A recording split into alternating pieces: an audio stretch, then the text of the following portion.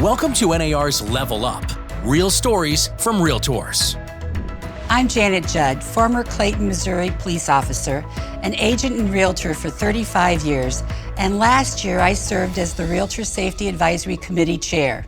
And I'm here with Lamont Breland, 2023 Vice Chair of the REALTOR Safety Advisory Committee and broker at Breland Group Realtors, and Carter Martin Jr., 2023 NAR Board of Directors and broker team leader with Ignite Property Group, Semonin Realtors. The U.S. Department of Labor considers real estate as a high-risk occupation. Nearly a quarter of our members have feared for their personal safety while on the job. That's an alarming statistic. And that's why we're here to talk about safety and the importance of it as how it relates to our real estate community. Yeah, when I saw that statistic, I guess it surprised me at first, but then as I thought about it, there's a saying that what we do for a living is we meet people we don't know in vacant homes. So I think when you put that together, it makes sense that predators and people out there that are looking to do harm might find a vacant home and ask them to meet them there. And if you're not prepared, it may not go well. This is the only job in the industries that you go to vacant homes and you're telling someone, I'm here all alone, come rob me. Right. Yeah, and I think as we're in a shifting market, agents are going to get a little more, I hate to say desperate, but they may let their guard down a little bit because it sounds too good to be true. To meet at a $500,000 house, I'm a cash buyer, but I can only meet at 7 p.m. Tomorrow night. And you're like, oh wow, yes, this is what I live for. And then you go out there, and they've got the element of surprise. Exactly. Well, let's go ahead and take a look at some alarming statistics, and then I want to talk about those. 45,000 members were actual victims of crimes from like robbery, assault, and identity theft. So when that's affecting so many people, what can we do about that and help that number change? One of the main things that we can do is just recognize the number, because one of those myths that we live with is that it couldn't happen to me. By making it safety the forefront, we help to get that number down. It feels like the more they know, that number should go down, that if we're dedicating ourselves to helping them learn what they need to know so they can be more conscious about their safety.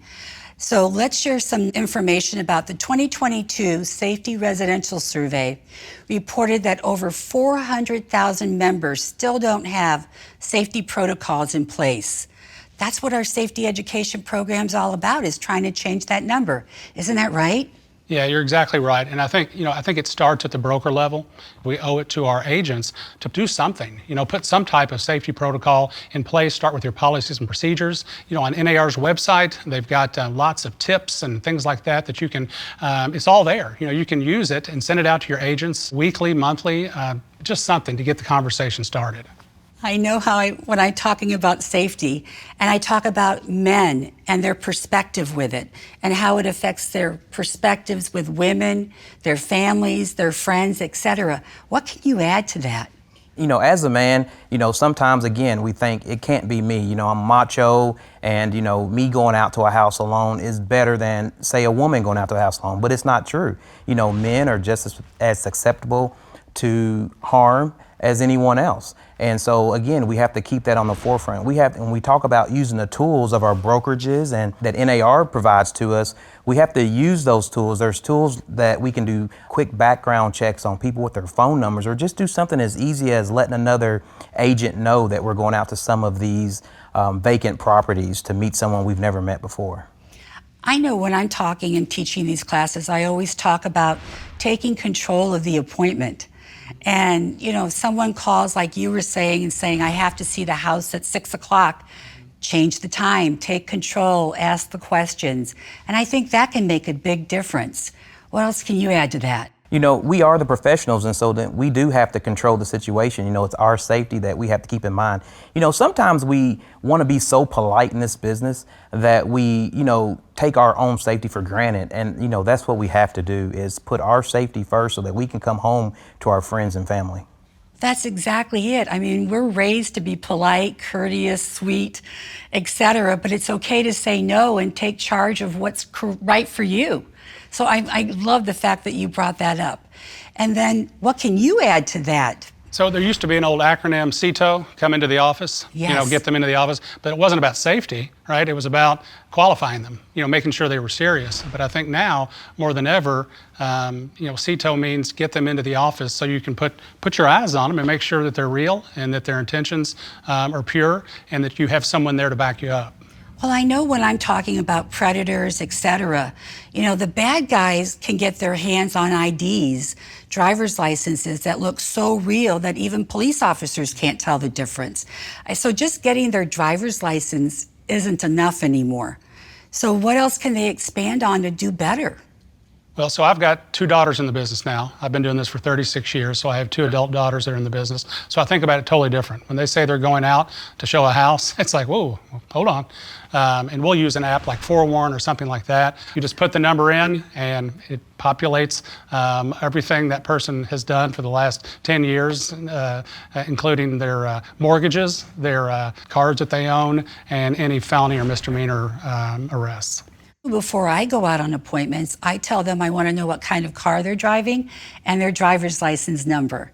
And if they don't give me that, I don't go to the appointment. Right. Some agents can't do that, but I feel really comfortable doing it. Well, and I would also say, don't let any 1 or 2 things give you too much of a crutch, that you think that's, I put them through Forewarn, or I did this, or I did that. Just always be situationally aware and go with your gut. Your spidey senses. Your spidey sense, whatever you call it. I mean, that's what I call it. It's there for a reason, and it works. So if you feel it, just do not do it. Don't go there, or take a friend with you. And one of the things I like to say too is, safety is not just a first appointment idea. So, some of the predators are in it for the long game. They may check out on the first one and they're just waiting for you to drop your guard. They'll have people in the queue that That's they're right. working on. So you want to make sure that safety is always at the forefront. Don't let your guard down and always do what's best for your safety. And on social media, don't tell them what's your favorite coffee shop, where your kids go to school, et cetera, because you're just exposing everyone to danger. And don't take your glamour shots to the next level. I think professional, business, and when in doubt, ask a friend, ask your spouse, ask somebody if this looks okay. Exactly. There's a professional smile, then there's the I love you smile, etc. So, and you can have the safest business card is one without a picture. Right. They're going to remember you if you're memorable enough to them. Is the way I look at it, that you won't forget you met me. I like it. So that's how I put it. So I know when I'm showing property that when I'm going to a house, I'm not only thinking about my safety, I'm thinking about my client's safety also. So I'm looking at the house to see if possibly there's a window that's been opened. Maybe there's a squatter inside. Is there trash cans that have food in it, etc. So you've got to have a sense of awareness. And I know they appreciate the fact that I'm scoping things out and looking out for them also. Have you shared those? Yes, our clients expect us to be professionals. And if we incorporate safety into our routine, they will respect that and go along with that. Asking for their ID and for things like that, it's safe for them too. They know that they're dealing with a professional. A lot of times they're meeting us for the first time as well. And so I really emphasize being a professional, and safety is part of professionalism. If they're going to be a good client to you, they're not going to be offended when you ask them these questions. It's all part of the process and procedures. Right. And I mentioned Forewarn earlier. And once I've established that they're good guys or girls, I will tell them. I say, hey, I put you into the Forewarn app, which is, it's a member benefit for a local association, and they respect that. And they say, really can I do my spouse? Can I? No, they don't. But anyway, we have fun with it. But they do. You can tell they respect it, and they can see that we're out there, not just protecting ourselves, but them as well. Well, I actually have like a showing alarm that I use on mine, and if I'm 10 minutes into an appointment and that alarm goes off, it always sparks a conversation. They'll say, what is that? And I'll say, well, it's proof of life.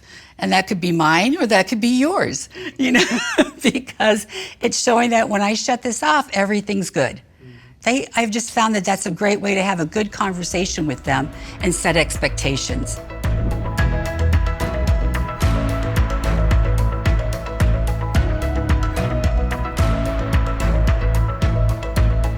Well, you guys, this has been a wonderful conversation.